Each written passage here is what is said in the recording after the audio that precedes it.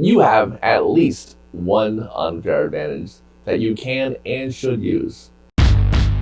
There's no way I'm going to be insulted when I call my video channel Crippled CEO. I am successful because of my unfair advantages. It's true, and I admit it. Dr. Ali Abdaal, while reviewing the book appropriately titled The Unfair Advantage, put success into a formula that I immediately agreed with. Success equals fair play times unfair advantages. So he defines fair play as stuff any of us can theoretically do. Getting up early, working hard, investing all of your free time into improving, and so on. That's what he calls fair play. Unfair advantages are exactly that. The founder of Snapchat, the youngest self-made billionaire, came from a wealthy family. He had access to money and contacts that most people don't have. Bill Gates, due to a bunch of factors, had nearly unlimited access to computers to learn programming at a time when computer time was very difficult to get. He also had a really high IQ with a talent for that kind of work. These are all unfair advantages. But these are kind of the obvious ones. What isn't obvious is that we all possess unfair advantages. We just have to realize that we have them, and then we have to use them. A lot of times, you might have an unfair advantage as part of something that you view as a weakness. For instance, so I'm now going to use the example of the weakness that I use as an unfair advantage that you were all 100% expecting me to use. I have curly hair. And because of my curly hair, no, I'm just kidding. I have cerebral palsy. I use a wheelchair. That's the weakness I'm going to talk about.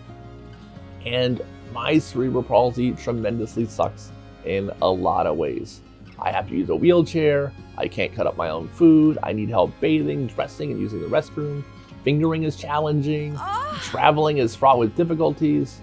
I'm probably going to die in the next 10 to 15 years. It's not great. But being crippled also gives me some very legitimate unfair advantages. People are automatically nicer to me than they would be otherwise. I am much more recognizable and easier to remember. Strangers, especially women, are more likely to talk to me in public than a much scarier able-bodied man. Being disabled makes all of the other things I accomplish seem more impressive and noteworthy. People, and therefore the media, find what I do more interesting. Living 4 decades with cerebral palsy has made me ridiculously patient and a pretty fantastic problem solver, though it's done nothing for my humility, obviously. I save a lot of time and money not wearing shoes, which is immediately canceled out by and replaced 1,000-fold by everything else I spend money on, but still. You have at least one unfair advantage that you can and should use, and there's a good chance that it's something you think is hurting you. Startups with no money end up being more innovative and ingenious. English isn't your first language? You're a lot closer than most to being bilingual. Are you blind? You can use your incredible hearing and martial arts skills to fight crime. Wait, that's Daredevil. Maybe don't do that. That's a terrible idea. But you get the idea. Life isn't fair. Unfair things are going to happen to you all the time. It's time for you to start being unfair back.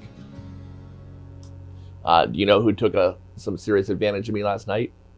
Your mom, and I liked it. She also likes all my videos, subscribes to my channel, and I think you should too. Thank you so much for watching, and you will see me on the next one.